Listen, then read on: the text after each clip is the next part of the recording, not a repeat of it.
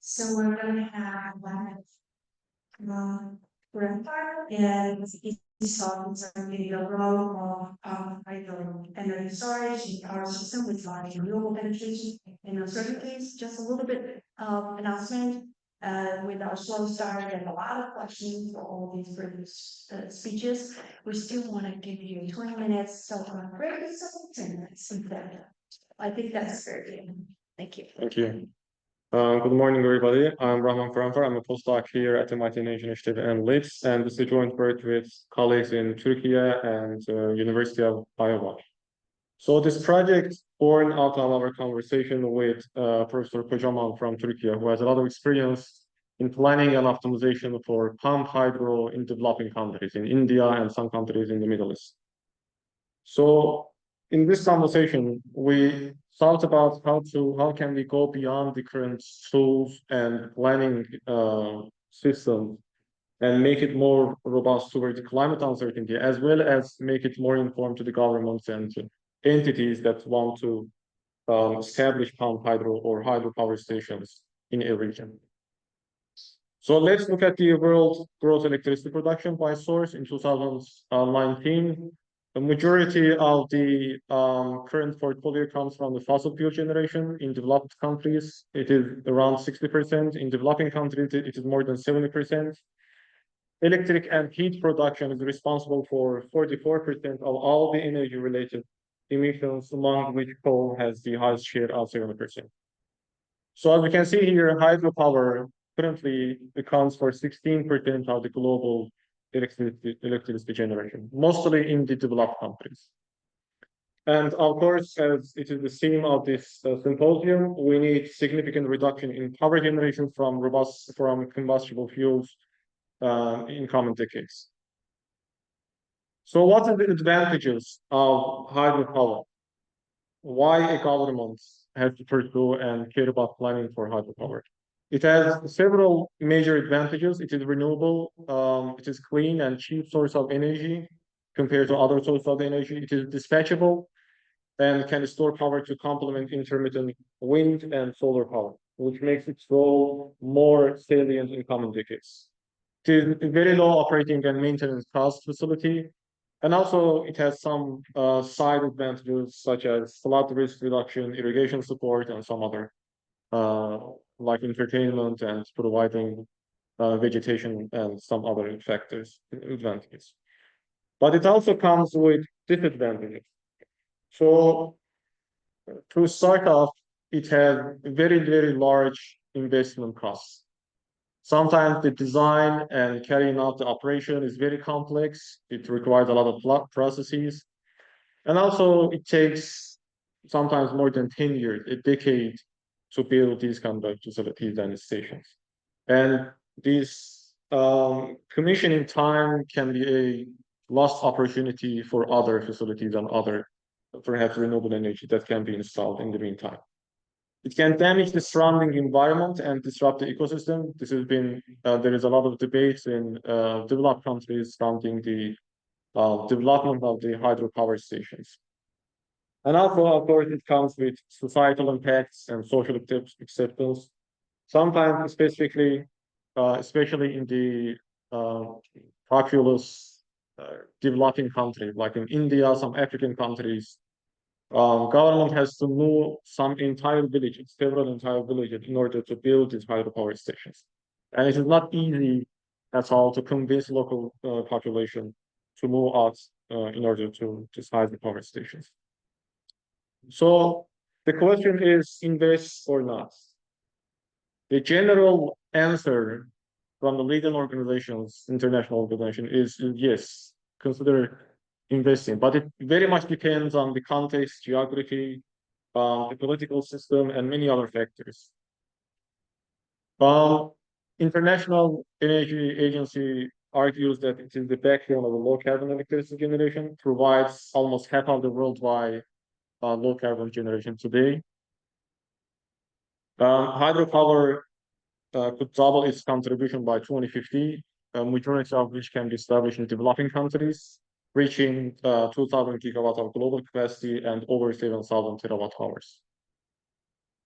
And also the bulk of this growth would come from large plants in emerging economies and developing countries. So the research question that we pursue in the project is, what is the system impact of pumped hydro storage? We don't necessarily deal with the societal impact. We look at the problem from more planning and optimization perspective. Also, another research question is, what is the trade-off between conventional hydropower and pumped hydro energy storage? Basically, what is the trade-off between different configurations of hydropower stations? What is the character? How to characterize the uncertainty of key parameters?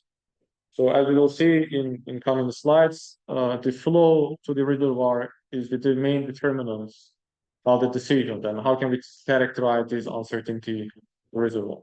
And what are the resilience implications for the main grid house? So here we show an open loop pumped hydro energy storage, where we have basically two reservoirs, one sitting in the top, the other one a little bit in the lower altitude. So basically both of them can store huge amounts of water. The lower one can pump to the upper reservoir when the electricity is very cheap. Suppose we live in coming decades, solar power generation will exceed the demand, far exceed the demand in some regions. So this on those hours in the middle of the day, noon until let's say 4 p.m., this pumped hydro can pump some water into the reservoirs and can use reservoir as a storage and generate basically release the water in the night or during the peak hours to generate electricity for the region. The other one is a simplified schematic of the pump hydro storage. We have two reservoirs. We have the pump here, which makes it different from the conventional hydropower station where we don't have pumping to the upper reservoir. There are some other configurations as well, but these are the configurations we started with, and these are the main and common configurations so far. So water flow to reservoirs is the main factor that determines the hydropower generation. In our data, we have 20 years of historical data for flow to a region. And this plot shows the 20-year historical flow to one of the reservoirs here. And you can see here, there is a huge difference between different years. One year we can have a dry year, the next year can be a very high precipitation year. And these factors hugely impact the way we look at the planning of the hydropower station. So these light blue lines are hourly flow for 20 historical years. Yellow, red, and brown are the smooth one, just to show the difference between different years for the same data.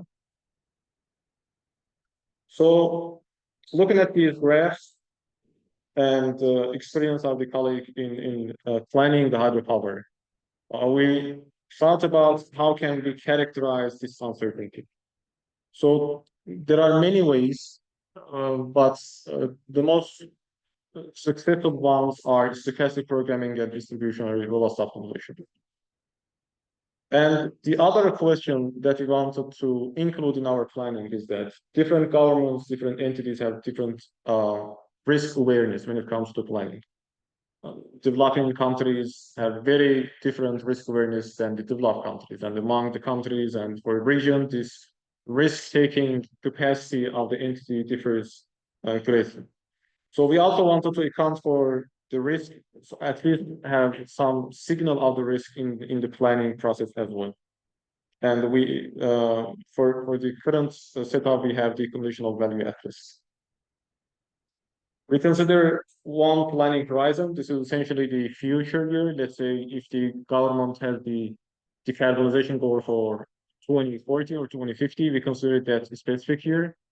And our investment decisions include the main ones that goes to the hydropower stations, which are reservoir capacity, reservoir generation, renewables, where to station those renewables in the main grid, and transmission line extension. From the operational perspective, the main decisions include the stored and pumped and released water to the reservoir, basically the dynamics of the reservoir, and also power generation from both existing power plants and also renewable power plants, flow and loss. The decisions before reaching to the planning horizon, basically the first stage decisions, first stage object function is to minimize the reservoir capacity investments and also investment in the generation, wind and solar, as well as transmission lines. And these are the decisions has to be taken and has to be carried out before the planning year. If you are planning for the 2050, these are the decisions that have to be placed in 2050. And this is the object function for the second stage. When we hit the 2050, this is the cost incurred throughout 1 year of that planning horizon, which is the expected cost of the second stage plus the risk function here. And this risk measure basically controls the sensitivity of the planner toward the tail distribution, toward the extreme, let's say, years or extreme hour.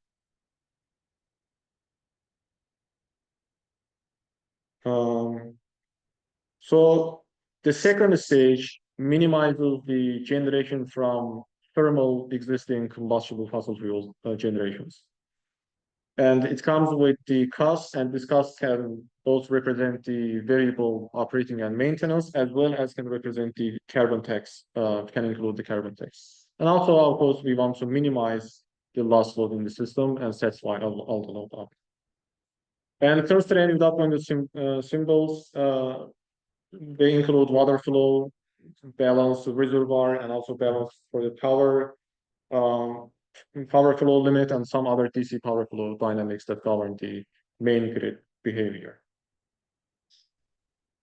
So what we explain here is the framework for stochastic programming. Basically, we want to minimize the expected costs. And in the stochastic programming, we assume that every scenario comes with a known probability. So we assign some probability for this for each scenario. However, that might not be a good representation for this context, for hydropower planning. So in the distribution robust optimization, we let the problem choose the worst composition of the probability.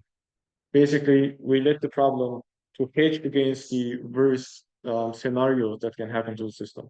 And this is another way to consider the risk and risk awareness in the planning, in the planning and optimization. So this is pretty much is under development. This part of the planning, the RO model, and we started with a known one. I mean, successful moment-based ambiguity state. It is successful to some applications, but we haven't experimented. There are different versions. There are different considerations that has to be considered in the definition of the ambiguity. So let's see our preliminary results. What is the impact of risks? For now we have a network of 24, but we may extend it to some realistic setting in developing countries. But to start and validating the model, we had a 24 bus system with up to 20 scenarios. And each of these scenarios are a historical years. Like we have the data from 2000 to 2020. We stack them and consider it as a projection for, let's say, 2050 or 2040.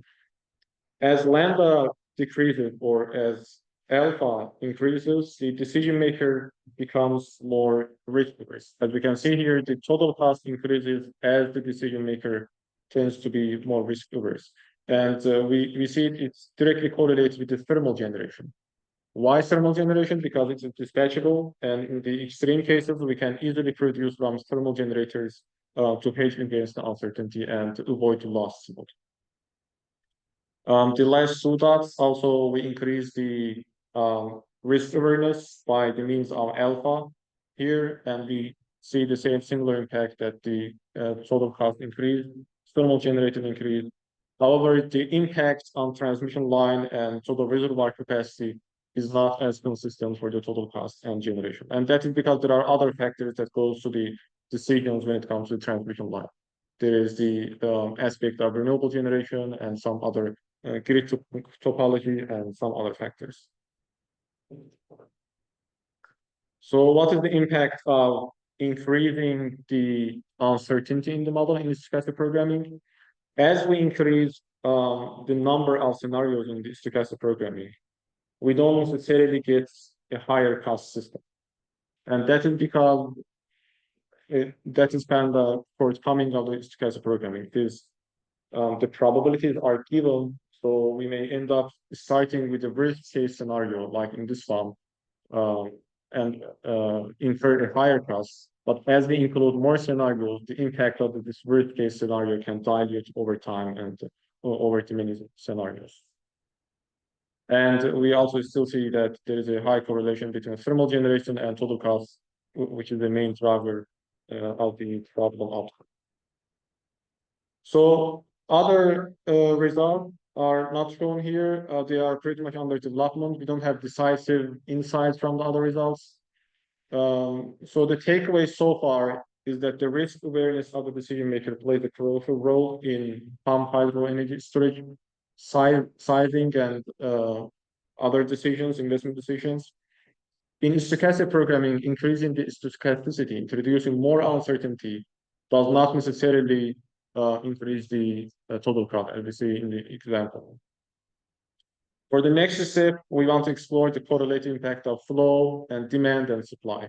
We talked about the uncertainty of the flow, we saw the plot, but what about the uncertainty of the supply and uncertainty of the demands for future planning years? We want to consider battery storage as opposed to the pump hydro storage. What is the trade-off between lithium-ion battery storage located in each node versus not having the pump hydro storage systems entirely? We want to quantify the value of planning under uncertainty versus deterministic one. What if we go with the scenario base? We solve each of these scenarios one by one, and how does that compare with this kind of programming? And we want to develop some other sampling method to generate new scenarios for uncertain parameters. And finally, our goal is to provide a decision support tool to better inform pump hydro energy storage investment decisions for the entities that are involved. And thank you very much.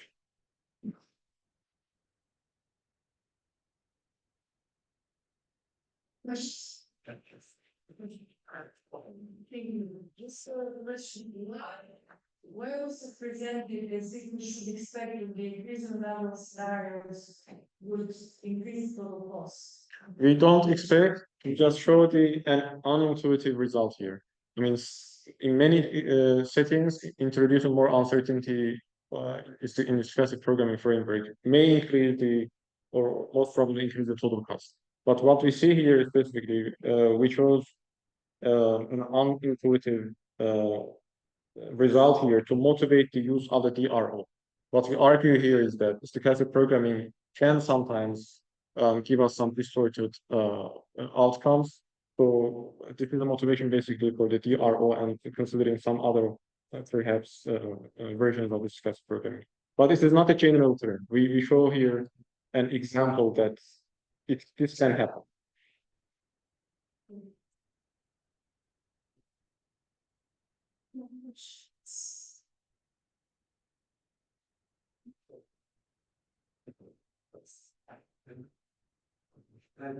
Just make sure and put the last point. So it can happen, but what I'm hearing from you is that no, when you try to find and improve the models now, or at this point, we don't know if it improves the modeling or not, because a lot of the key parameters are not established yet. So compared to what actually goes to the decision making, we don't have a baseline to compare. So we cannot say it improves or not. my question is really, does it suggest to you that you should be looking for improvement, that it seems like a unbelievable result? Yes, that is exactly what we are trying to convey. That we need more explorations, both in terms of the modeling perspective and also data requirements, to streamline the results. Well, actually on the stuff. So, are there any solution or hydro This energy storage systems be considered. Yeah, I mean, in the United States, there is around 1,000 of the pump hydro energy storage, but many of them are built in 60s and 50s. And there are still some other projects in Africa, in India, in Turkey, as far as I know. There are some projects regarding the pump hydro storage. Thank you, thank you. Yes.